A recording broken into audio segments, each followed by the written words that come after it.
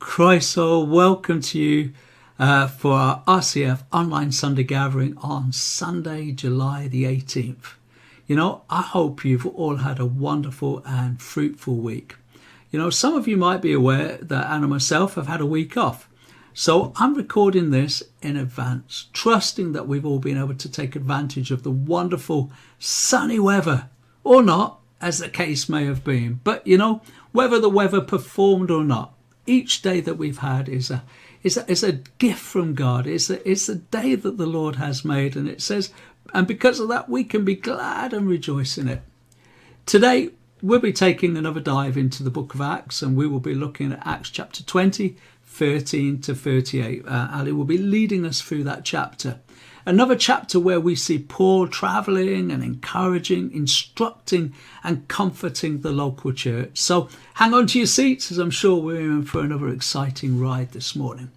You know, as we've mentioned over the last few weeks, we'll be taking a break from our usual online presence over August. And for the first 2 weeks, there'll be no official online gathering or Zoom meeting, but we'd like to encourage anyone and everyone who would like to meet up online or in person to do so in a suitable and safe manner. Last year, we encouraged everyone in the first 2 weeks of August to explore other online gatherings. And, you know, we found that a really helpful time, especially those who came back and said, do you know what, we've been somewhere else and we've heard them saying the same things that you're saying. You know, that's really encouraging, because we're hearing what God is saying to the church. You know, we're planning for the remaining few weeks of August to begin some sort of face-to-face gathering, very low-key in the open air. And we recognise that for some, that's going to be a huge leap. And just being present, you know, will be an anxious time. But we want to help you, each one of you, transition gently and carefully back into a place where you are comfortable to gather. So that's our aim. But before we start, as usual, we're going to pray and we're going to ask the Holy Spirit to help us. So, Lord, we come before you humbly and we thank you for your goodness to us this week. And I pray, Lord God, that your Holy Spirit will lead us and guide us into all truth this morning. And as we press in, Lord, as we interact with this video, I pray, Lord God, that it won't be just something far removed, but the words and the things that are said and sung will touch our hearts deeply and draw us closer to you and closer to the community that you've set us into. your family, the church. And I pray, Lord God, that you would just bless each one of us in the name of Jesus. Amen. Amen. Bless you all, and I'll see you a little bit later on. Bye-bye.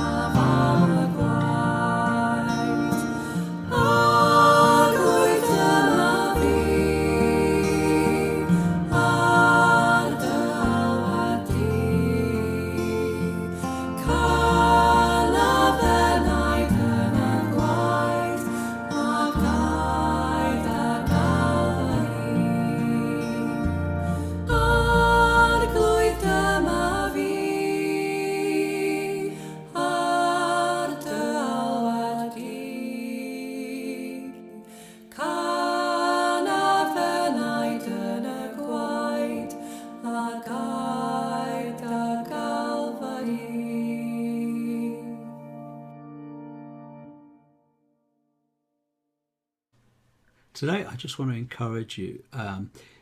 If you've been joining in with us, memorizing these Bible verses over the last few weeks, then you would have hopefully memorized 8 Bible verses, and that's no mean feat. Now, these are based around the rhythms that we have adopted as a church of bells, blessing, eating, listening, learning, and sending.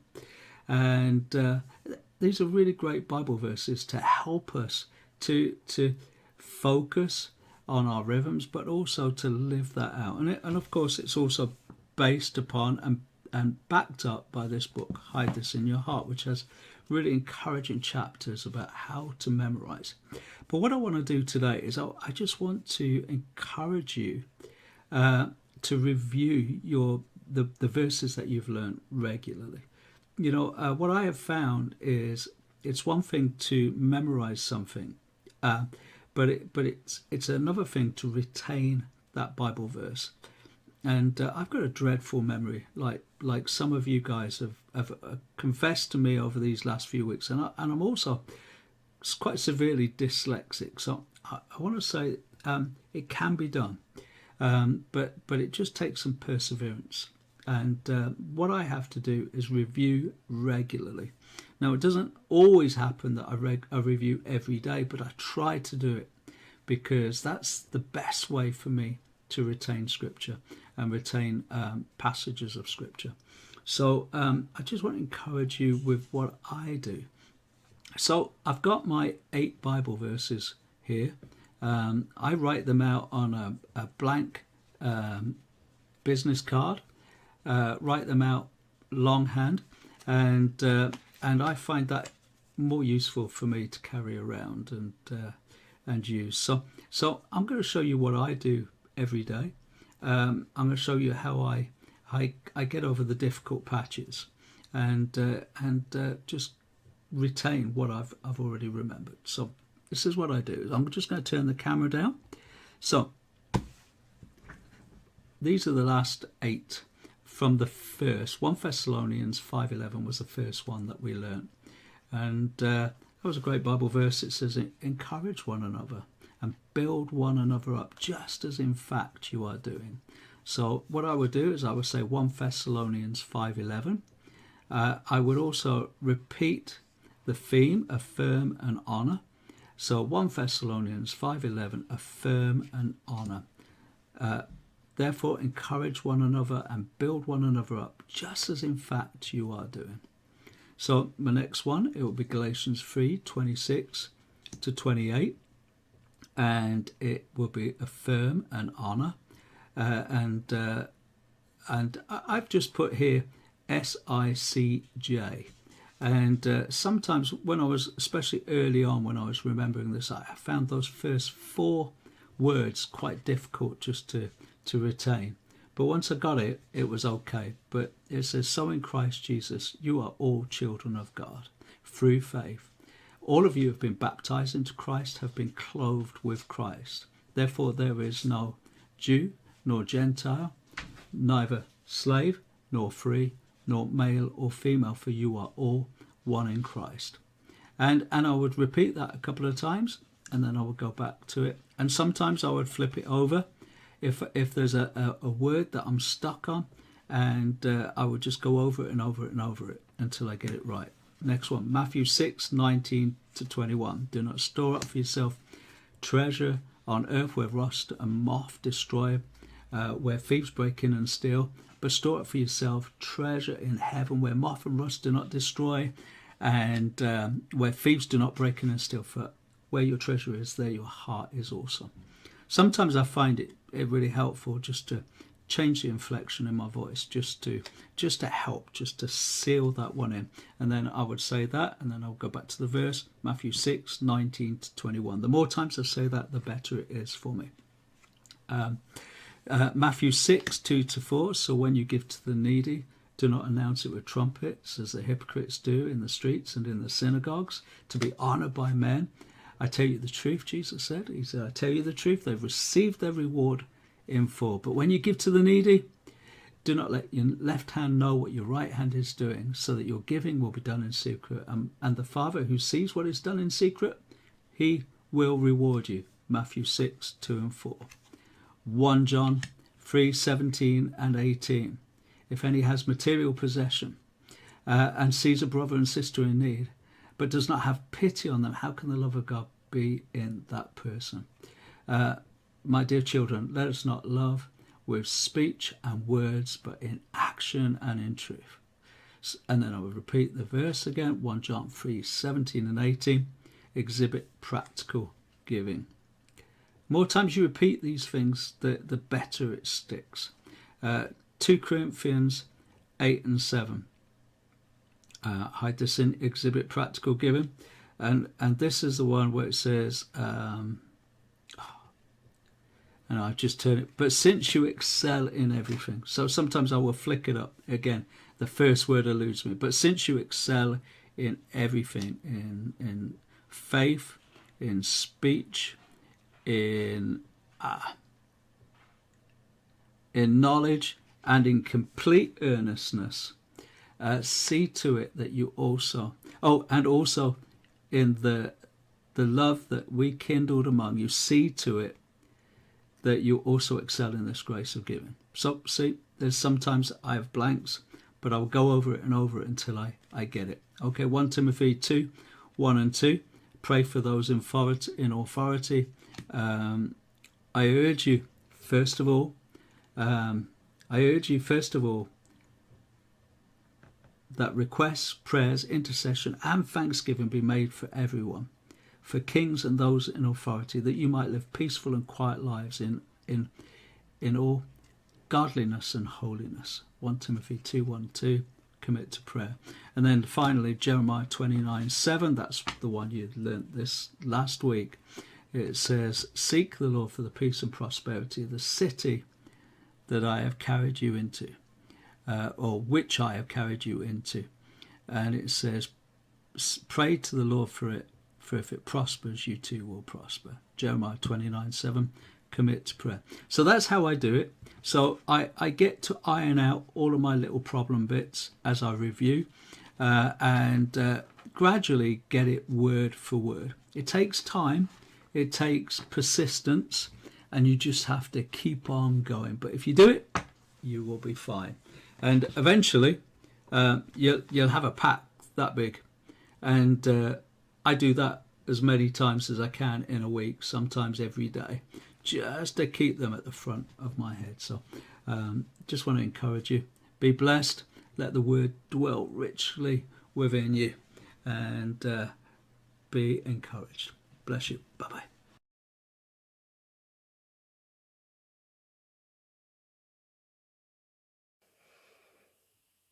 Hi everyone. I just wanted to share something with you that's happened to me recently. I know that it's probably something that you guys know already because you're established Christians, but for me it was really important. I've been feeling quite stressed at work recently, just with the late finishes, and but it's quite a stressful job anyway.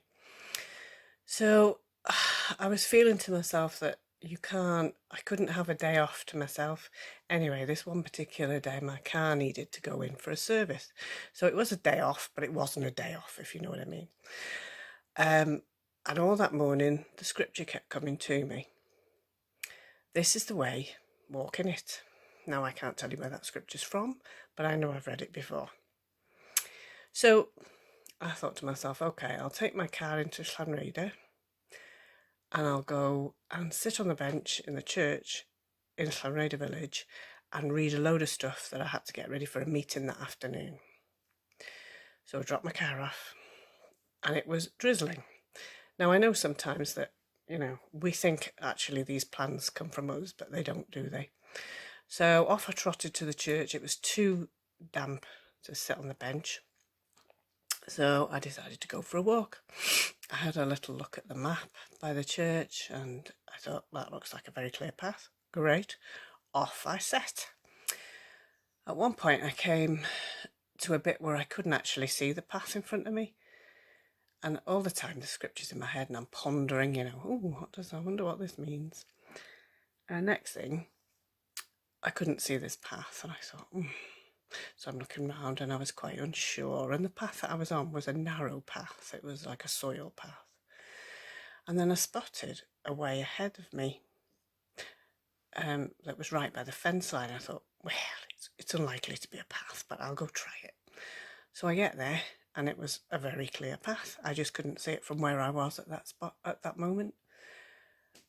So I got on the path and immediately, you'll forgive me if I get emotional, immediately I felt God saying to me, this is the path, walk in it. And I knew that if I walked in that path, he would be with me the whole time. And when I don't walk in that path, he can't be because of my disobedience, if you like. So that was all quite joyful. So I was quite skipping along this path, to be honest. Then I came to another point where I couldn't see the little path again, but I looked to my right and there was a wide open path. It looked absolutely beautiful in the middle of a field. No cows, no sheep, and it just had nice views. And I thought, that must be the path. That must be it. It's beautiful. and it wasn't. So what I did was I carried along the narrow path. You know where I'm going with this, don't you? You know. But that was a good teaching for me, and something that I really, really have to take on board. That if we walk with Jesus, he wants to give us everything, and he can only do that when we're in obedience to him. Well, that's what I learned anyway. I got to the end of the walk, and as it happened, the weather had dried up, and I went to sit on the bench for a little while, and then my car was ready. So I didn't get any of the stuff done that I wanted to do, but I did everything that Jesus wanted me to do that day. And although I was moaning about not having time and, I don't have time to learn scripture, I don't have time to read the Bible. I mean, how many of us make excuses? Oh, I'm tired, I'll do it tomorrow, I'll catch up tomorrow, I can't do it now. We all make excuses like that. I know that we do from time to time. But that was taking me out of my own stressful life, if you like, putting me somewhere else. And it was a beautiful day, even though it was raining, and teaching me on the go, if you like. So that to me was really exciting. But now I need to pray about it and get it into my system and get it in here so that I understand it and I live by it. Well, thanks for listening.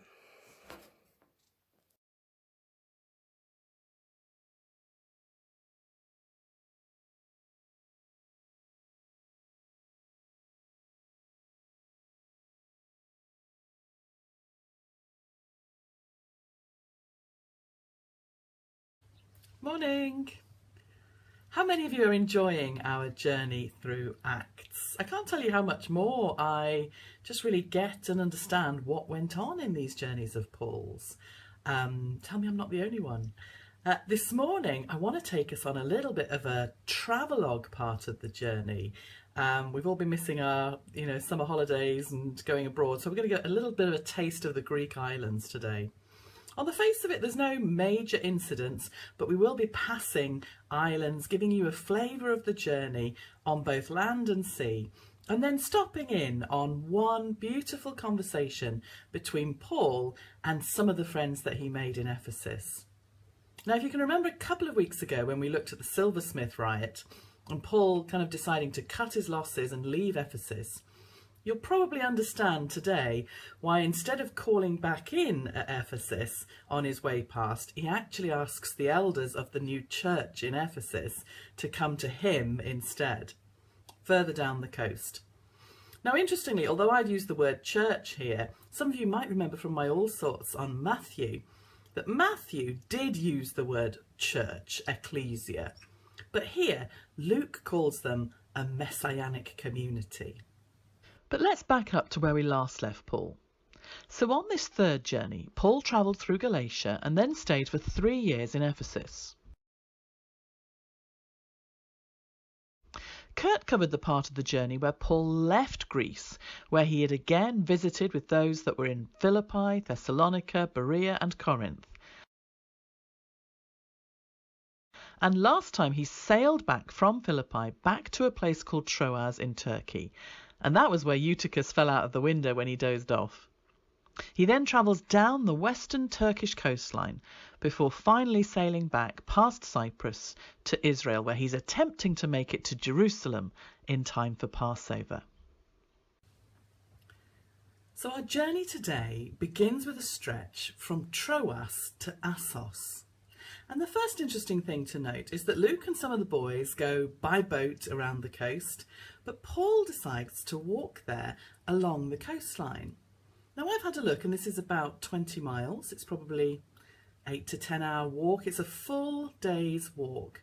So why would he choose that, walking alone along the coastline instead of a leisurely sail around safe waters? Well, I can only guess that he, would take the more difficult and lonely path because maybe Paul wanted some alone time.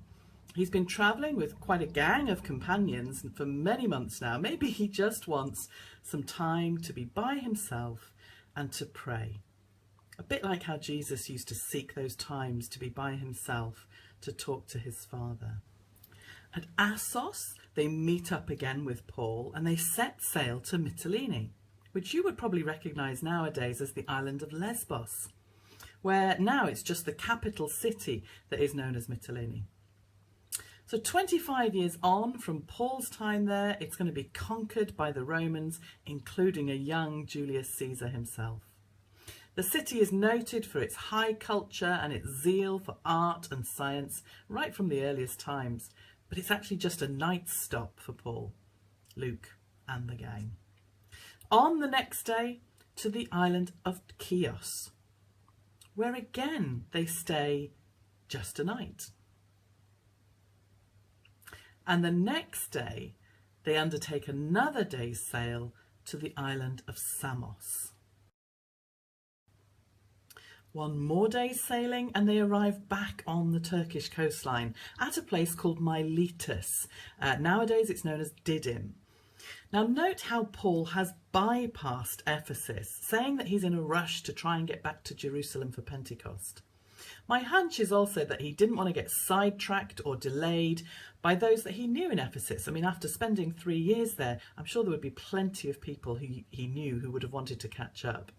And he also wanted to avoid the trouble there after last time. Do you remember how he described it in that letter to Corinth as fighting wild beasts in Ephesus?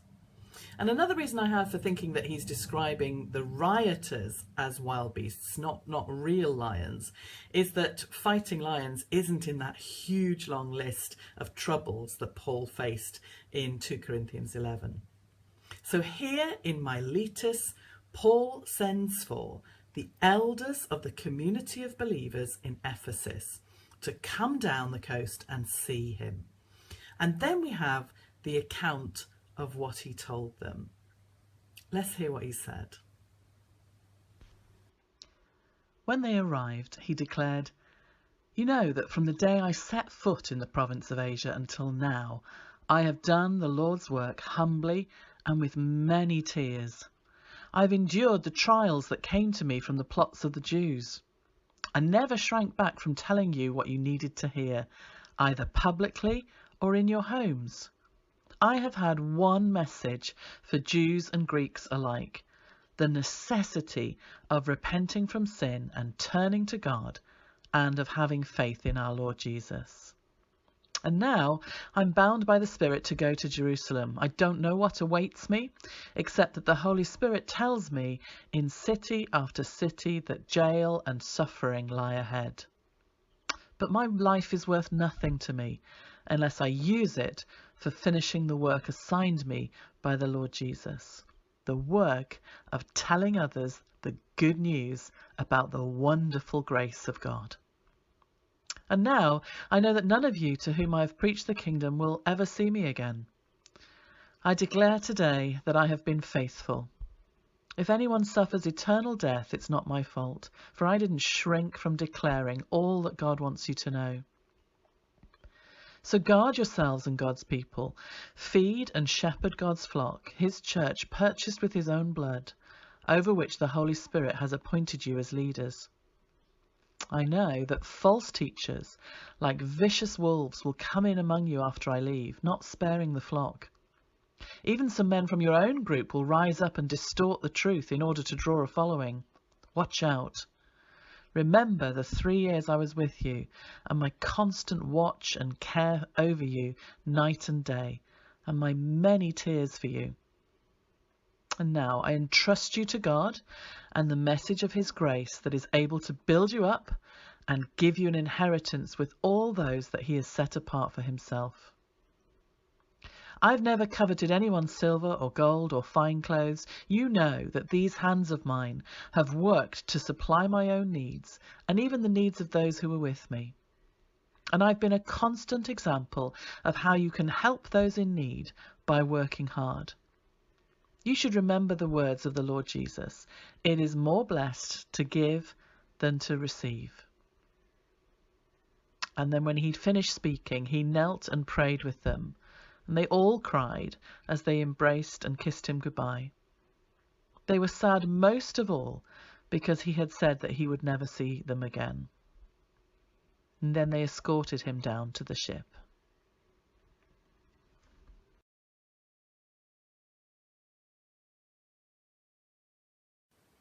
Luke takes great care to tell us most of what Paul said to the elders, and I've divided it into 5 parts. Paul spends the most time telling them in clear words about his ministry model, reinforcing with his words what they would have seen with his actions during the time he was with them. Then he declares his mission goal again. Then he gives them a clear warning. Then he commits them to God.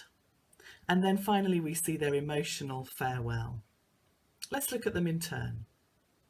Let's first of all look at the ministry model. Just look at this list. He says, I lived with you. I served with humility and tears. I never hesitated despite all of the opposition. I taught publicly. I taught you from house to house. I made no exceptions, Jew or Greek. I preached repentance and faith. I didn't covet wealth. I supplied my own needs.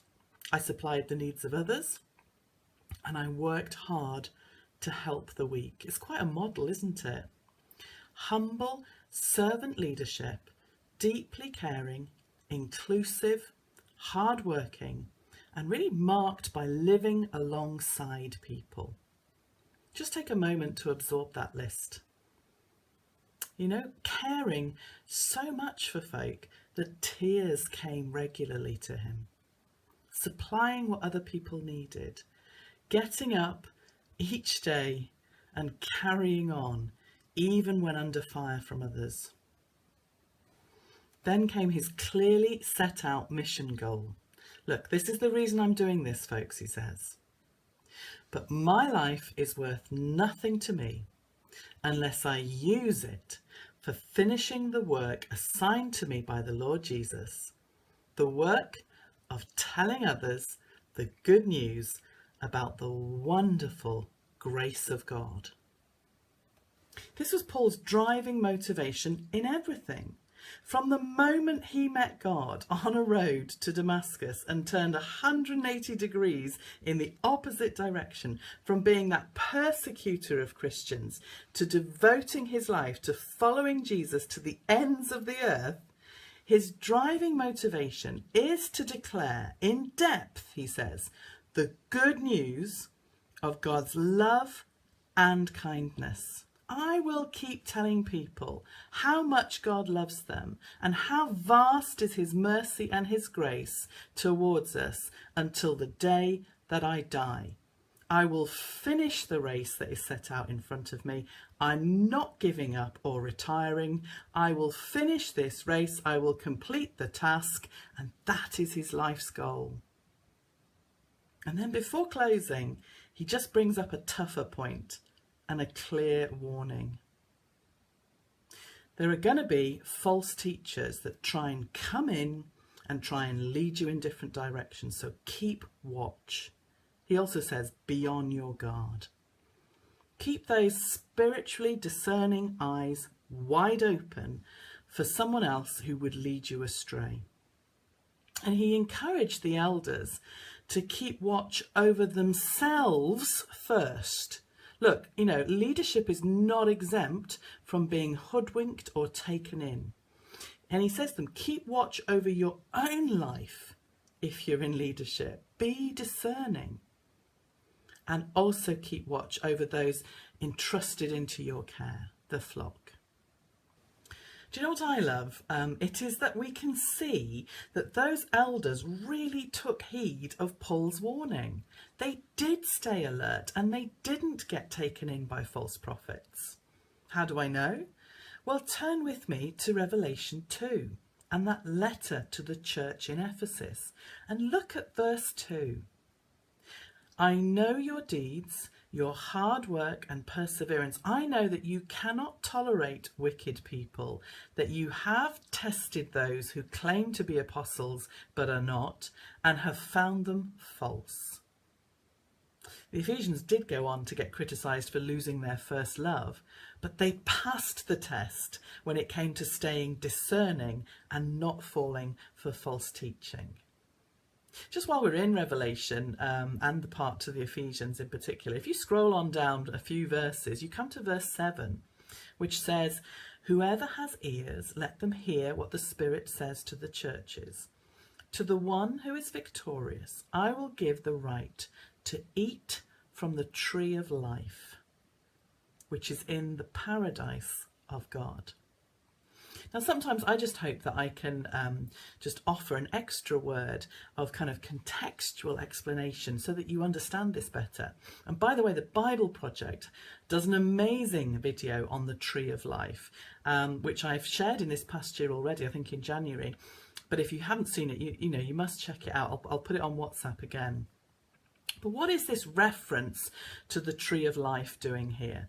Well, John, the receiver and writer of Revelation, and the historical documents have him listed actually as a long-time resident of Ephesus.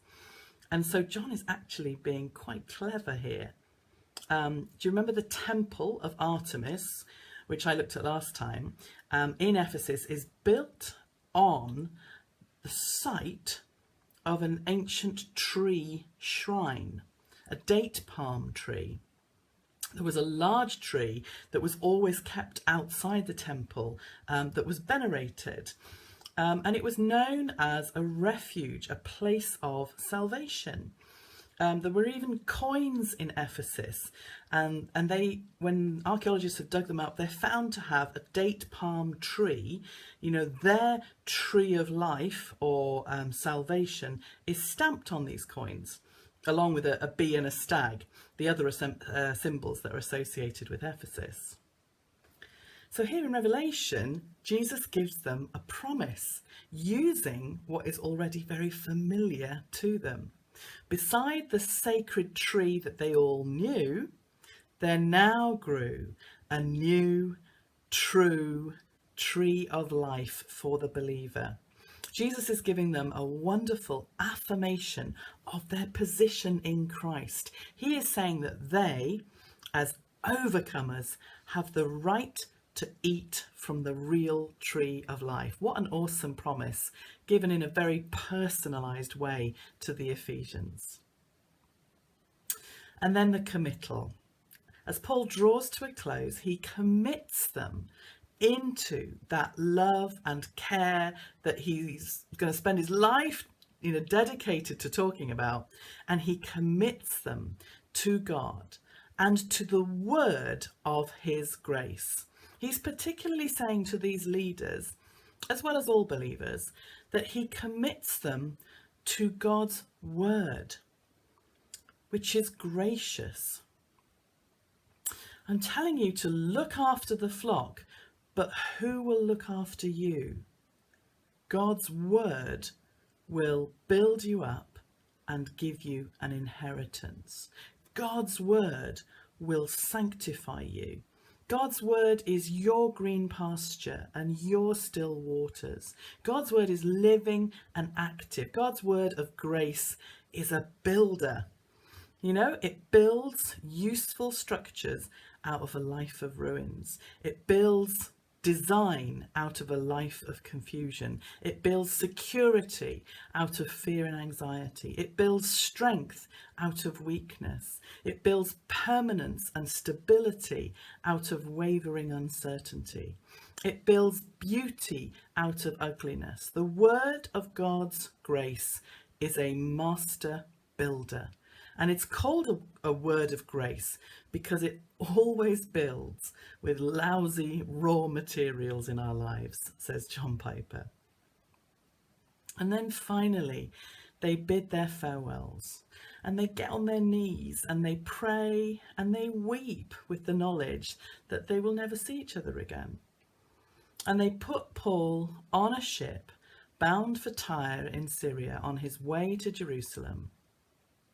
And in 5 or 6 years' time, Paul will be writing the letter that we have to the Ephesians from his house arrest in Rome. We will definitely finish Acts later on this year. We've only got 7 chapters left. It's not long to go now, but I personally look forward to the rest of it.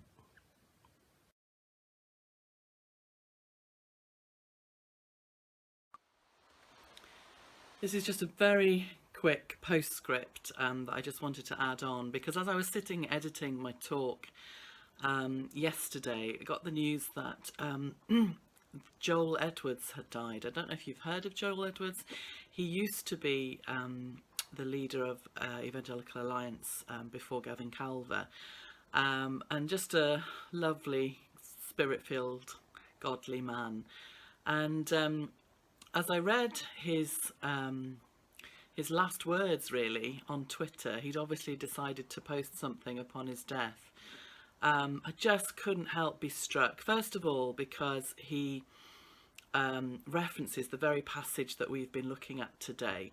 And just what really struck me as well, and I'll read his words to you, was just that as this man has left this earth and has gone to be with Jesus, he's using these same words to leave for leaders and all Christians, really, as he moves on.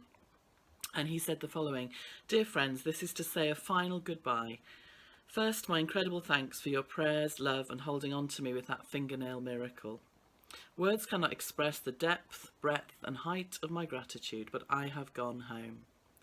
My earnest prayer is that your faith and tenacity on my behalf will not be considered a pointless religious exercise, but that it will have strengthened your faith in God, who is marvellous, mysterious, and majestic in all that he does, the faithful one. I commend my family to you. I know you will watch over them in the months and years ahead. And I commend you to God and to the word of his grace that is able to build us up and give us an inheritance amongst those that are being saved.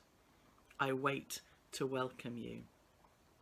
And I just thought how lovely that, like Paul, in leaving those elders behind, knowing that he wasn't going to see them again, he was getting on a boat and going and wasn't going to see them again. And dear Joel has gone home to heaven and is not going to see folks again, but he leaves that same committal of his, family and friends, but also just that leaving us to the word of the grace of God. And just, it just really struck me, because it just so happened that that's what I was reading today whilst editing that same passage in our talk today. So I'll just leave you with that, because I thought that was incredible, really.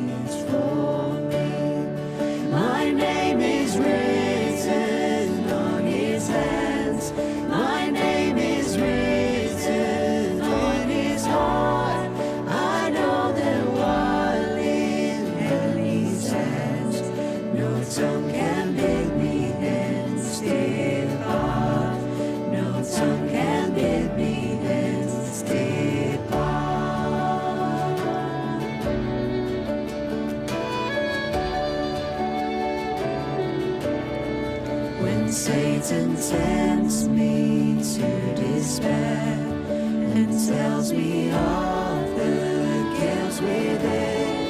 Upward I look and see him there, who made an end to all my sin. Because the sinless Savior died, my sinful soul is counted free. Just is satisfied to look on him and pardon me, to look on him and pardon me.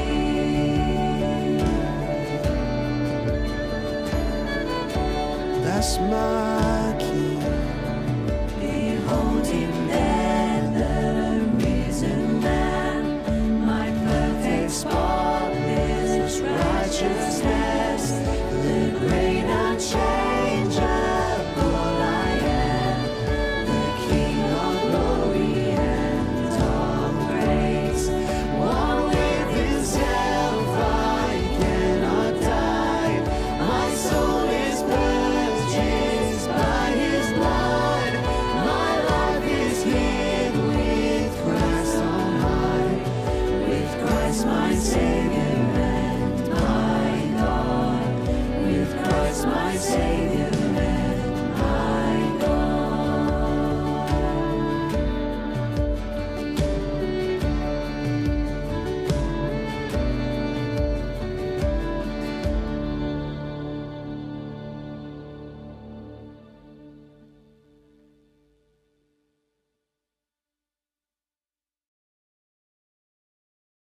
Thank you for being with us today. If anything's been said that's been of encouragement, please drop us a line. You can find our contact details on www.rcfnorthwales.com or kurt-rcfgmx.com if you want to contact me directly.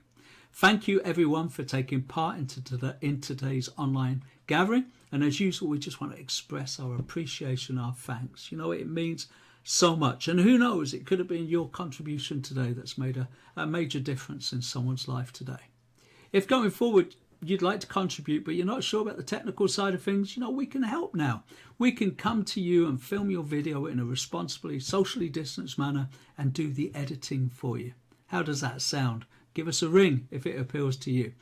This week is a review week, so we're not doing the regular memory verses and the reading, but we're going to review what we've learned already. I hope my little video has helped a little bit. Just spend the week reviewing what you've already memorized up until this point, as it will help to solidify what you've committed to memory. The psalmist talks about hiding God's word in our hearts that we might not sin against him. You know, this is not without some effort, but you know, it will bear fruit in the future. You know, if you have any encouragement or tips about things that you've found helpful to you, please share it with us on our WhatsApp group or Facebook, because it is so encouraging to see. Keep in touch. Send us your stories of how God is making himself known in you and through you in your communities and the places that you live. Let's pray together the RCF prayer before we go, and we'll say the grace as well together. So, Father, make us a church without walls, where Jesus Christ is the core of everything that we do. Teach us to love people better and help us make disciples. Holy Spirit, equip us for reviving faith in our communities and keep us growing and maturing in you. Amen. And now let's say the grace together. And may the grace of our Lord Jesus Christ and the love of God and the fellowship of the Holy Spirit be with us all evermore. Amen. Thank you for joining with us today. We're really glad of your company and we look forward to being back with you very soon. Bless you. Bye-bye.